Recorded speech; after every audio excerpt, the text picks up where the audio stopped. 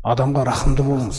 Егер сіз әрдайым рахымды бола берсеңіз, Алла тағала сізге үзілмейтін рахымдылығына кіргізіп қояды. Өйткені сіздің рахымды болып жүргеніңізден көрініп тұр. Алла тағаладан не тілеп жатқаныңыз. Көрдіңіз ғой. Кешірімді болыңыз. Алла тағаланың кешірімі сізге болады қияметте. Біреудің қажетінде болыңыз. Бір мұсылманның. Алла тағала сіздің қажетіңізге болады қияметте. Біреуге ауырлық салмаңыз. Алла тағала есебіңізде ауырлық салмайды сізге. Барлығы өзіңізге жақсылық болып қайтады. Көрдіңіз ғой. Өзіңізді өзіңіз барып істетпесеңіз, бір кісі келіп, "Я Аллахтың елшісі, мен жүрегімде рахымдылық жұмыс істемей тұр, кішкене қатыңдық бар" дейді. Пайғамбарымыз саллаллаху алейхи айтады: "Сен бар да бір жетімнің басын сипап отыр" дейді. Ана кісі барады да жетімнің басын сипап отырады.